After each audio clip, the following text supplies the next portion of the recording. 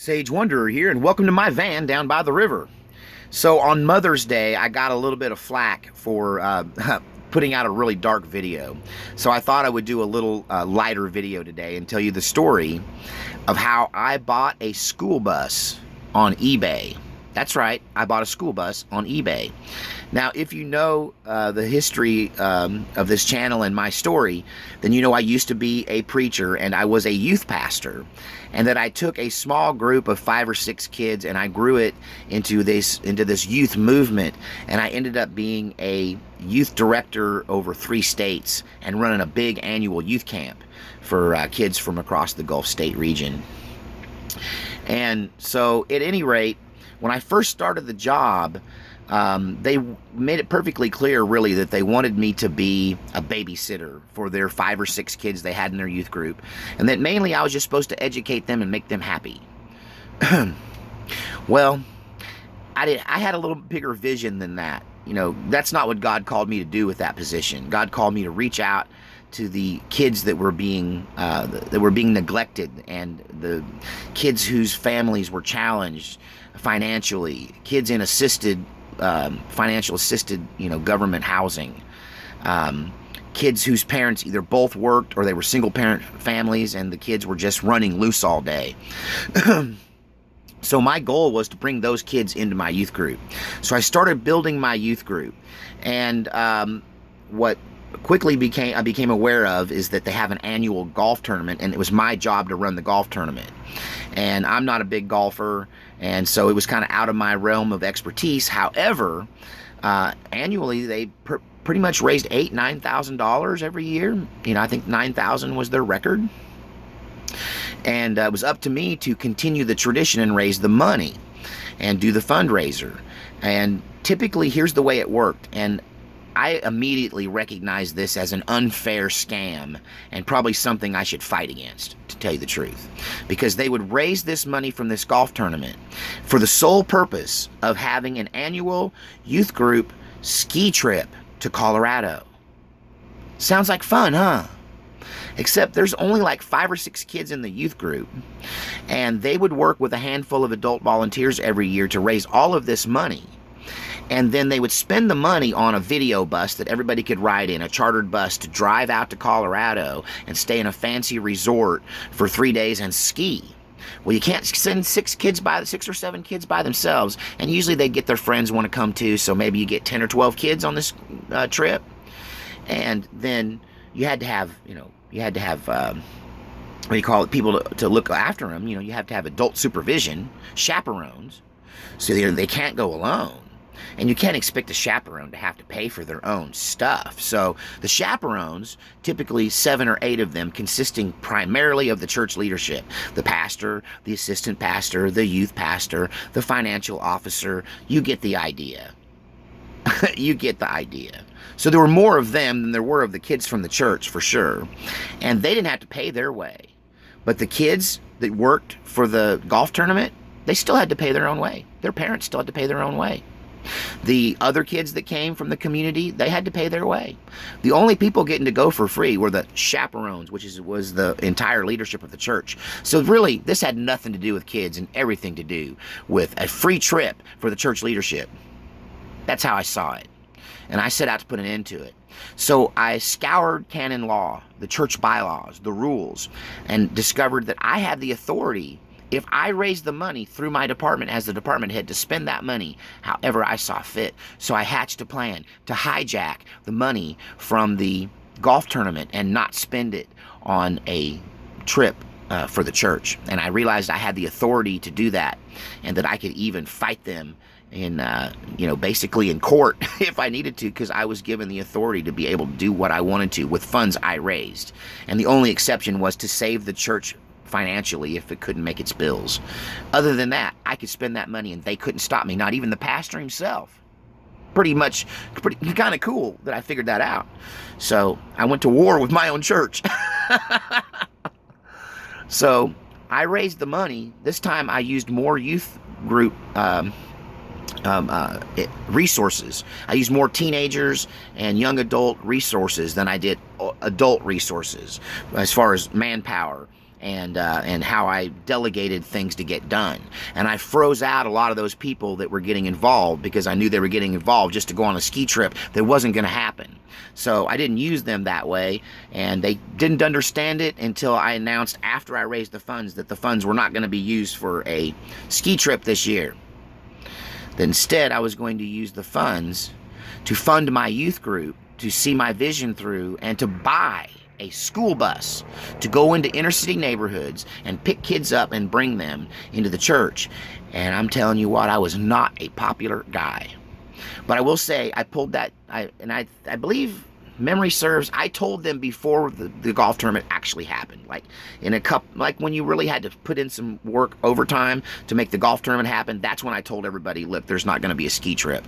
We're going to use the money for this. Of course, all of my helpers quit. The church started fighting me. They pulled my budget, so I had to put money out of my own pocket to fund the golf tournament. And it was a war, you know, it was a war. And, you know, they threatened to fire me. But I said, if you fire me, I'm going to get a lawyer. I have canon law. That's a bylaw. You can't fire me for this. You can fire me for something else. If you can catch me at it, you know what I mean? If you got something on me. I knew they didn't. You know, you can fire me for that. But this is going to happen. You're going to get, this church is getting a bus, whether you like it or not. Be careful what you write down in church bylaws. I'm going to get the kingdom of God advanced, and I don't care who I got to walk on, and that's the way I always been. I'll step right over you to get to people who need God's help and who need, who need ministry. So anyway, it come time to buy a bus, and I knew that I'd raised $12,000. I'd set a new record. I'd raised $12,000 from this golf tournament, and I was going to spend, because they cut my budget, so I had to fund my entire project for the next year from that $12,000 I made. So I found a bus on eBay that they were only wanting like $5,000 for, and I looked it over. The picture's really good, and I thought, well, you know, I probably won't win the auction. It was up on auction, but I'm going to put in a bid that, let's say the engine or the transmission went out. What's the chances of both of them going out? Probably not. It's going to be one or the other. That's the worst thing that can happen. And I researched the transmission on that bus. It's the same transmission that they put in the M1A1 Abrams tank. So literally, it had the transmission from a tank. And so the engine was the weak link that could go out. The seats looked brand new. That's a big expensive part of it. The tires looked brand new. That's an expensive part of a school bus. And so I thought, well, if I can get this bus for $1,500 and the engine blows, I'll still be less than $5,000, and I'll have a bus with a brand new engine. So I thought, I'll probably never win. I'll bid $1,500 on the school bus. And I did, and I didn't think anything about it. The next day I got an email. You won the auction. The bus is yours. So I got a buddy of mine, and you know, he got his kid to be a relief driver. He had a 17-year-old kid, and the three of us jumped in his pickup truck, and we went to this school bus. Problem is, I probably should have paid closer attention to where the bus was I was bidding on it, because I had to drive to Illinois. That's right, I bought a bus on eBay accidentally in Illinois. But I'm a man of my word. So we drove to Illinois, and I met these guys supposed to be from the school district. They came to the Illinois-Missouri state line and met me at a McDonald's. And I bought a school bus for $15 $100 bills in a parking lot of a McDonald's in Illinois to drive back to Texas. So my buddy was a big rig driver, so I put him behind the bus deal, and I took his pickup, and we started hightailing it back to Texas. And I made it to the peak of the mountains in the Ozark Mountains in Missouri when the engine on this bus blew. I threw a rod right through the side of the block. It was... I turned a bearing. That's what it was. I didn't throw a rod. I turned a bearing. It was done. It was done anyway. Whatever that is, I'm not a big mechanic. But I was told it was going to take a complete engine replacement or overhaul. So I got it towed into the little town in the mountains, and God led me to the right guy, a diesel truck mechanic who had a shop that's like, yeah, I can swap that out for you, no problem. He said, you got an engine, or do I need to buy one? I'm like, I will find us an engine and have it drop shipped right to you. So I went back to Dallas, found a motor, got it sent to him, got it drop shipped. He did the work. Me and my buddy jumped in the truck, went back out there, got that bus, and brought it back. But the whole thing was seen as a debacle. I was seen as a complete failure. I'd taken away their I took away their ski trip, you know, and hijacked their golf tournament. And now I spent my money on this piece of junk bus that blew up in the Ozarks. And my name was dirt around there. But I triumphantly drove that back, and I sat down with the bishop and the council, and I went, look, you know, this is what I did. And in the end, I spent less money than I would have if I'd have just bought a bus locally and paid $5,000 or $6,000 for the bus. I spent less money. I got out ahead, and I got a brand new motor.